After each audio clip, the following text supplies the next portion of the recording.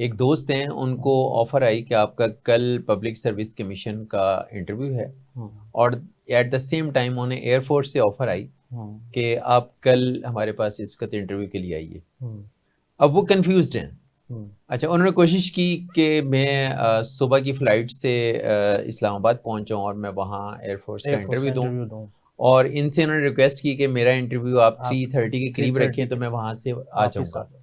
अच्छा, नतीजतन ये हुआ कि वो जब इस्लामाबाद में थे तो उनका दिमाग लाहौर में था, और जब वो इस्लामाबाद से फारिग हुए और लाहौर के लिए उन्होंने ट्रैवल किया तो वो बैक पे वहाँ पे स्टक तो वो वहाँ स्टक थे, और उनके दोनों ऑप्शन उनके हाथ से निकल गए। निकल गए।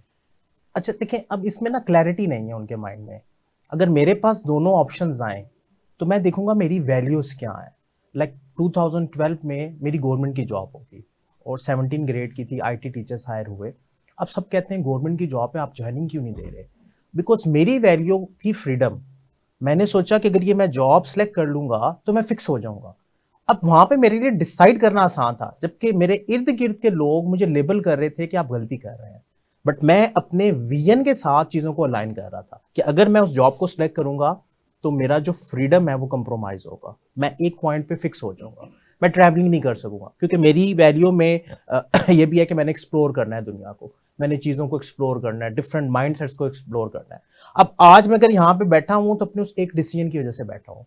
अगर मैं वो सिलेक्शन कर लेता तो मैं इतना ज़्यादा ट्रैवल ना कर पाता, मैं मुख्तलिफ लोगों से मिल ना पाता, और मेरा माइंड वहाँ पे स्टक रहता। सो ये साहब जो अभी हमने कंसीडर किया केस, उसमें उनके पास क्लैरिटी नहीं है। अगर क्लैरिटी होगी तो वो जितनी मर्जी अच्छी ऑप्शंस आ जाए, उसमें से जो उनके विजन के साथ, उनके माइंड के साथ, उनके फ्यूचर के साथ अलाइन। फ्यूचर को देखें आप, अपने माइंड में इमेजिनेशन में क्रिएट करते हैं, आप अपना एक विजन बनाते हैं। जिसके पास एक रास्ता नहीं होता, दो रास्ते होते हैं, वो कंफ्यूज है, वो बाय डिफॉल्ट मेंटली कंफ्यूज है। बिकॉज वो चॉइसेस रख रहा है कि अगर ये ना हुआ तो मैं ये कर लूंगा। इट मीन कि उसकी विल पावर, उसका बिलीफ सिस्टम स्ट्रांग नहीं है।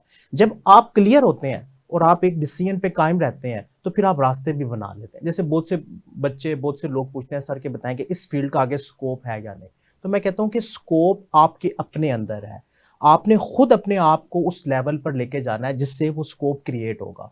हो सकता है, मुमकिन है कि आप जब तक इस डिग्री को या इस फील्ड को कंप्लीट करें तब तक ये फील्ड सैचुरेटेड हो जाए।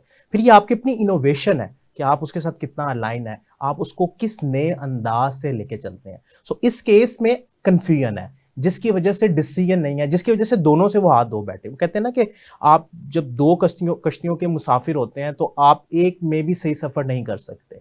इसी तरह जब आप मैप यूज कर रहे होते हैं और अपने माइंड को भी यूज कर रहे होते हैं तो अमूमन हम गलती कर जाते हैं, हम गलत टर्न ले लेते हैं। सो यहाँ पे क्लैरिटी की कमी है, बाय डिफॉल्ट क्लैरिटी की कमी है।